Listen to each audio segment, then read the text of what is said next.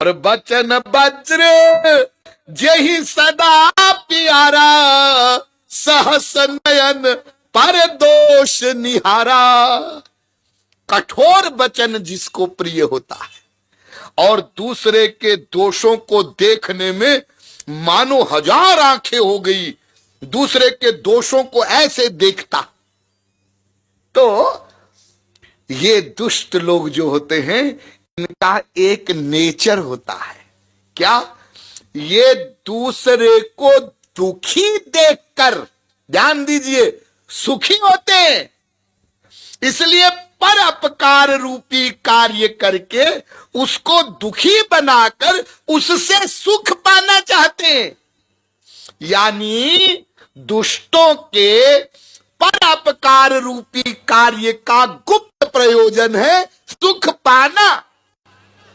बिना एम के दुष्ट भी कर्म नहीं करता, वो भी सुख पाना चाहता है, लेकिन उसका नेचर है कि ये 4 दिन का भूखा जब और तड़पेगा, रोएगा, तो उसको देखकर उनको सुख मिलता। उनका नेचर है। कार्य का लक्ष्य भी, कर्म का लक्षण भी सुख पान, लक्ष्य भी सुख पाना है, और महापुरुषों और भगवान के कार्यों का, कर्म का प्रयोजन भी आनंद पाना है।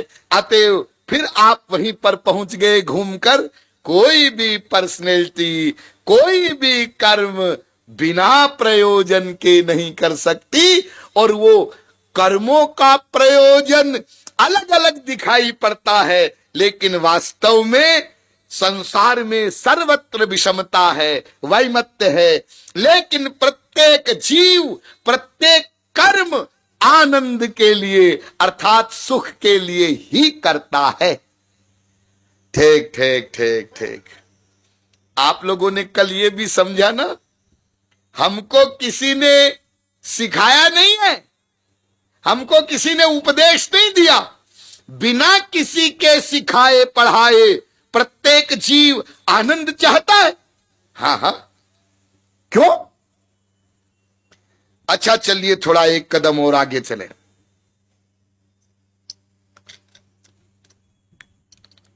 सिखाना, पढ़ाना ये सब बातें तो बाद में आती है। जब हम पैदा हुए थे तो पैदा होते ही प्रथम क्षण में सबसे पहले हम लोगों ने एक नारा लगाया। याद नहीं होगा आप लोगों को, मेमोरी कमजोर है, भूल गया। लेकिन किसी भी बच्चे को वो जब पैदा होता है, आप देखिए, नारा लगाता है। क्या नारा लगाता है? हमें आनंद दे दो, हमें दुख मत दो। आप लोग कहेंगे स्वामी जी उस समय तो हम बोलना भी नहीं जानते और नारा कैसे लगाएंगे? हाँ, हम बोलना नहीं जानते थे, लेकिन हमने नारा लगाया, और भीतर से नारा लगाया। थोथा खोखला नेताओं वाला नारा नहीं, अंदर से। क्या मतलब? कोई भी बच्चा जब पैदा होता है तो पहला कर्म क्या करता है? रोता है। आप सब लोग जानते होंगे, माताएं बेहतर जानती हैं। रोता है। ये रोने में बहुत बड़ी साइंस है। और इसलिए देखिए, जब भगवान भी अवतार लेकर के आते हैं और मानव लीला प्रारंभ करते हैं, तो यहीं से प्रारंभ करते हैं, रोते हैं। हाँ? रोदन ठाना, रोए, पहले मुस्कुराए, प्रभु मुस्काना, शंख चक्र पद्म गदा, चतुर्भुज रूप से मां कौशल्या के सामने प्रकट हो गए। भाई प्रकट कृपाला दीन दयाला, हाँ, प्रकट हो गए। और माता ने स्तुति कर दिया, हाँ कर दिया। फिर माता पुनि बोली, कौशल्या मां ने कहा महाराज एक प्रार्थना करूं? हाँ हाँ बोलो। मैंने पूर्व जन्मों में आपकी भक्ति की थी। हाँ की थी। आपने मुझे वरदान दिया था, आपको याद होगा कि आप मेरे पुत्र बनकर आएंगे। हाँ हाँ बिल्कुल बिल्कुल वरदान दिया था। तो आपने वरदान दिया था कि मेरे पुत्र बनकर आएंगे और आप तो बाप बनकर खड़े। ये तो बाप का रूप है, इससे तो डर लगता है। तो मैं वात्सल्य भाव का सुख कैसे प्राप्त कर सकती हूं? मैं तो आपको पुत्र रूप में चाहती हूं। तो माता पुनि बोली, सोमती डोली, तजहु तात यह रूपा,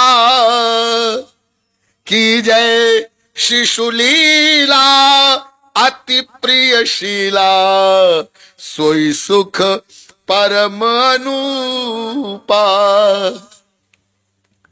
महाराज मुझे ये रूप नहीं चाहिए आपका, आप मेरे पुत्र बन जाइए और शिशु लीला कीजिए। ध्यान दीजिए, शिशु बन जाइए। तो वो जो भगवान का स्वरूप था,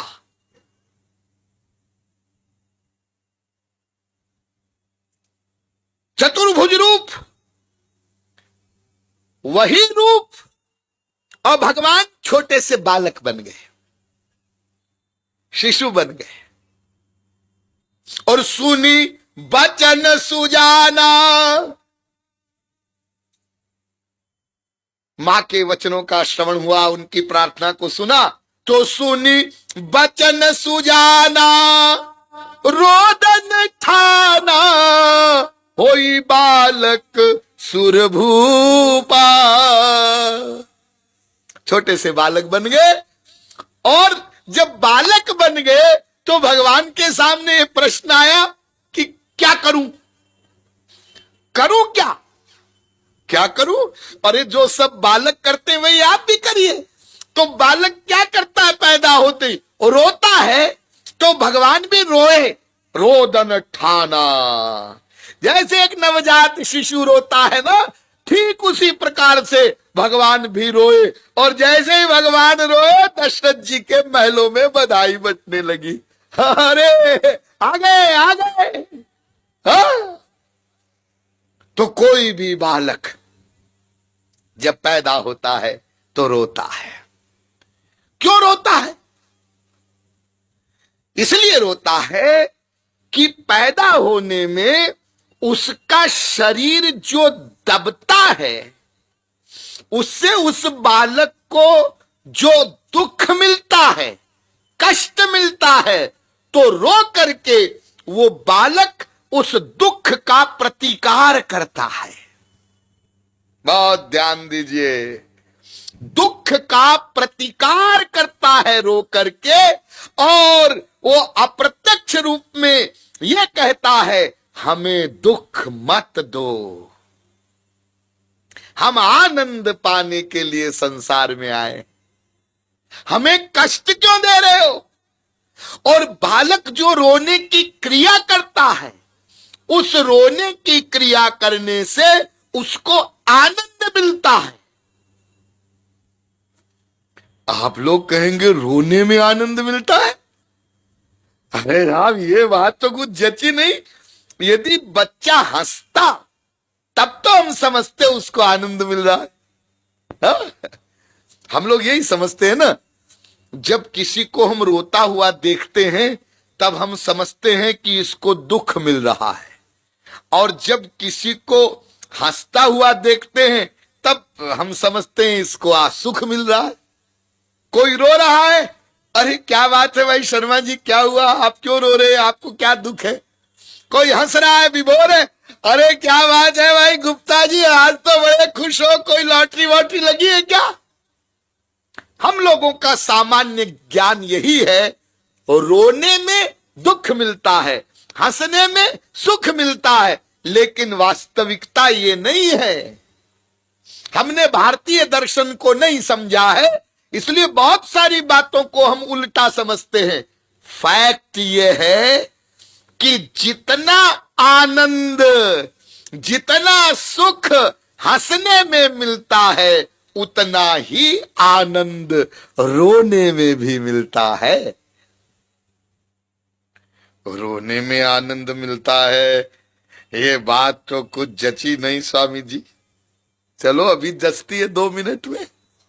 देखिए, एक व्यक्ति फूट फूट के रो रहा है, बहुत बुरी तरह से। उससे पूछा गया, भाई क्या बात है, तुम क्यों रो रहे हो और इतनी बुरी तरह रो रहे? क्या बताऊं साहब, मेरे पिताजी का देहांत हो गया। हाँ, पिताजी का देहांत हो गया।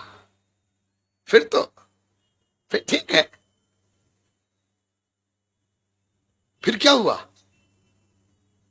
मैं अपने पिता के दाह संस्कार के लिए गया।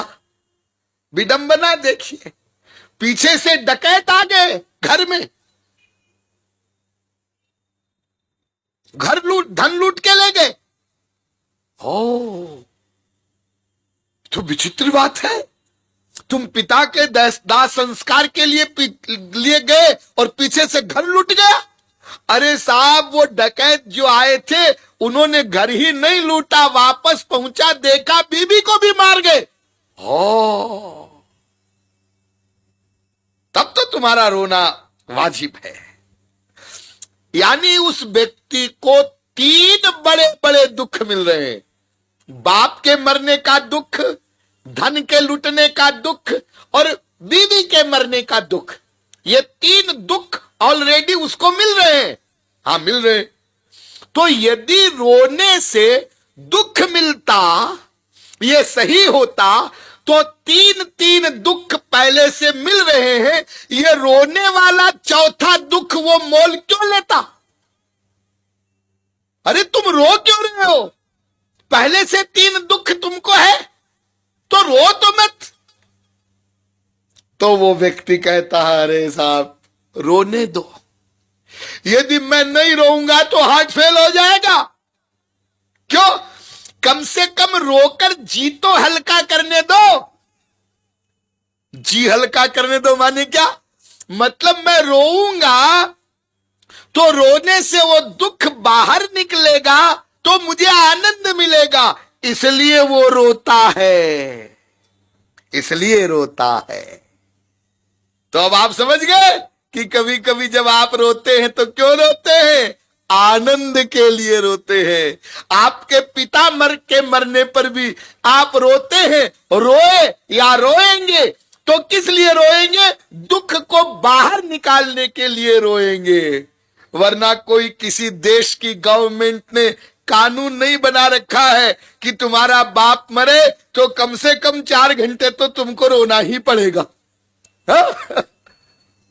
तो मैं आपको यह संकेत कर रहा हूं, हंसने में भी आनंद की खोज है और रोने में भी आनंद की तलाश है।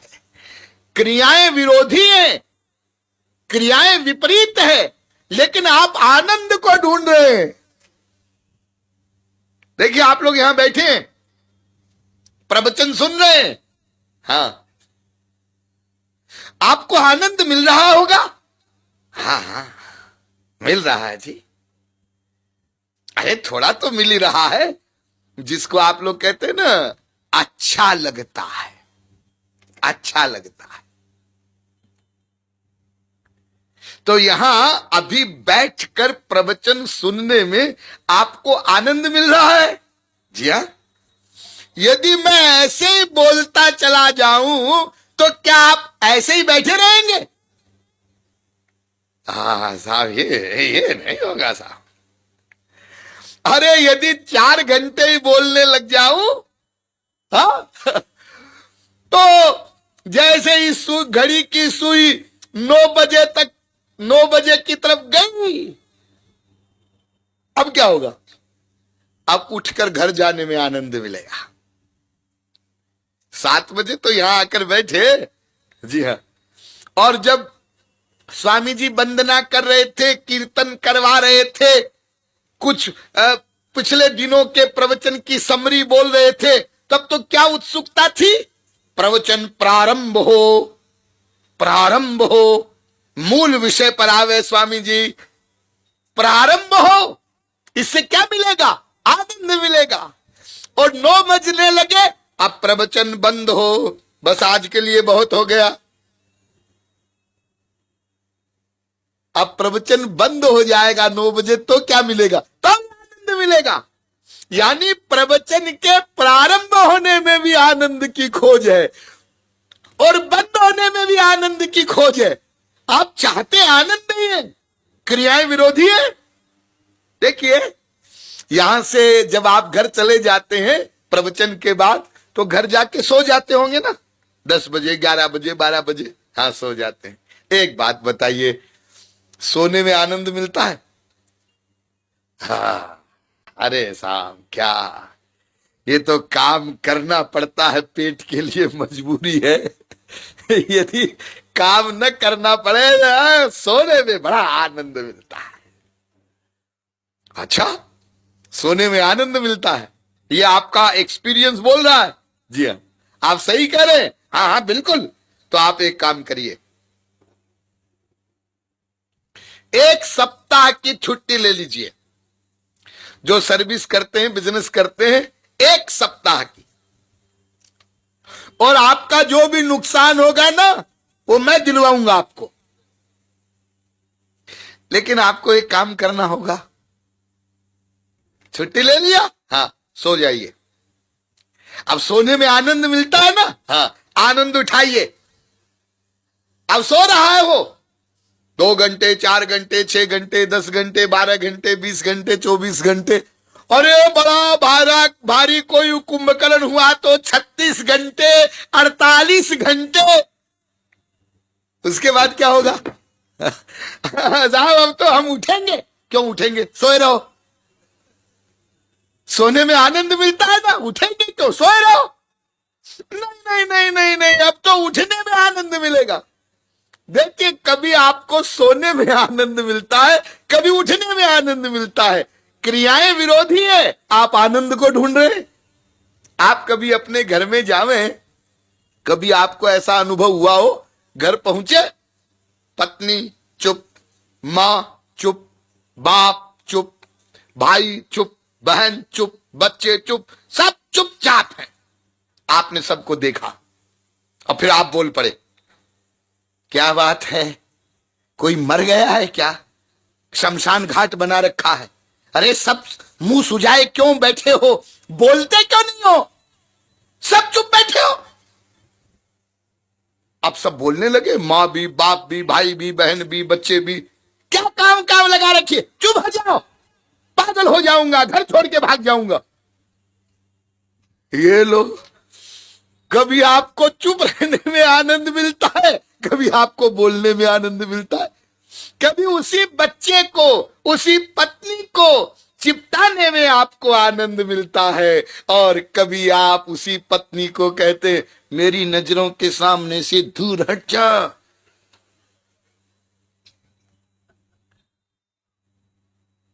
पत्नी कहती है, सुनो जी, कुछ नहीं सुनना, मैं तुम्हारी शक्ल नहीं देखना चाहता।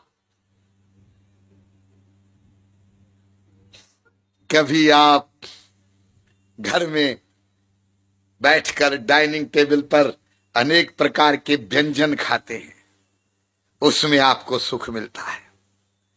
और कभी आप स्वयं घर से बाहर दूर खेत में जाते हैं और जाटी के नीचे बैठ करके चटनी रोटी खाते हैं, उसमें आपको सुख मिलता है। तो क्रियाएं विरोधी, लेकिन आप केवल आनंद को ढूंढ रहे हैं, केवल आनंद को ढूंढ रहे हैं। तो विश्व का प्रत्येक जीव बिना किसी के सिखाए पढ़ाए प्रत्येक क्रिया के द्वारा नेचुरल केवल आनंद की ही खोज कर रहा है। वो केवल आनंद को यानी सुख को ही चाहता है। अब कुछ बुद्धिमान लोग आए जिसको बुद्धिवादी लोग कहते हैं, पढ़े लिखे लोग, पीएचडी, डीलिट, एमए आदि। उन्होंने कहा स्वामी जी आप बड़ी जोर से बोल रहे हैं कि प्रत्येक जीव आनंद चाहता है और आनंद ही जीव का परम चरम लक्ष्य है। हाँ, नहीं, हम आपका सिद्धांत नहीं मानते। तो आप क्या मानते हैं श्रीमन? हम 5 चीजें चाहते हैं।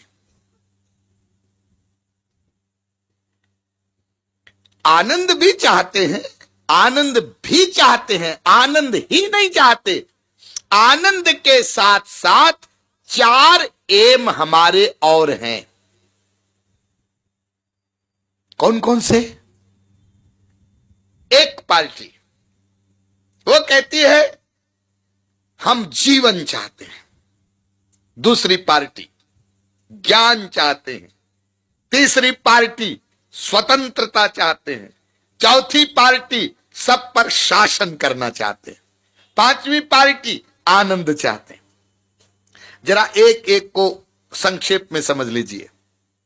मैं इस प्रकार से बोल रहा हूं ताकि आपके मस्तिष्क में कोई शंका, कोई कीड़ा रह न जाए। तो एक पार्टी आई बुद्धिमानों की, पढ़े लिखे लोगों की, वो कहती है हम जीवन चाहते हैं। जीवन चाहना ये हमारा एम है। और इसका प्रमाण क्या है? संसार में कोई भी शरीरधारी मरना नहीं चाहता। ये हमारा शरीर है ना, तो किसी का कोई भी शरीर हो, चाहे वो भैंस का हो, कुत्ते का हो, गधे का हो, मक्खी मच्छर का हो, जो भी शरीर किसी जीवात्मा को प्राप्त है उस शरीर को वो छोड़ना नहीं चाहता। क्यों? क्योंकि शरीर को छोड़ना इसको वो जीवन का एंड समझता है। हा? जीवन का अंत हो जाएगा। यदि हमारा ये शरीर छूट जाएगा, हम मर जाएंगे, तो हमारा जीवन समाप्त हो जाएगा, ऐसा हम समझते हैं। लेकिन हम अपने जीवन की समाप्ति नहीं चाहते। कितना भी कष्ट सहे, समाप्ति नहीं चाहते। आप लोगों ने वो एक सुंदर सा आख्यान सुना होगा ना, एक कोई बेचारा गरीब बूढ़ा लकड़हारा था, बहुत गरीब था, 75-80 साल की उम्र हो गई, लेकिन फिर भी स्थिति ऐसी घर की कि जंगल में जावे और लकड़ियां इकट्ठी करे, फिर शाम को वो लकड़ी का गट्ठर आवे, फिर बाजार में कहीं बेचे, फिर उससे कुछ पैसा मिले, उससे घर चलावे। तो एक दिन वो बूढ़ा गरीब लकड़हारा लकड़ी का गट्ठर सिर पर रखकर, और जून का महीना, तपती हुई तपिश, कड़ी धूप, भूखा प्यासा, और दोपहर को आ रहा था। और भूखे प्यासे उस बूढ़े व्यक्ति को चक्कर आ गया। उसने वो लकड़ी का गट्ठर नीचे पटका और एक पेड़ के नीचे बैठकर दुखी होकर के और वो बोल पड़ा, ऐ मौत, ऐ मौत, तू भी मुझे नहीं पूछती। मेरी ये दुर्दशा है तो और तो कोई संसार में नहीं पूछता, लेकिन मौत भी नहीं पूछती। जब उस बूढ़े लकड़हारे ने ये बोला तो यमराज को मजाक सूझा, और यमराज उस वृद्ध व्यक्ति के सामने प्रकट हो गए।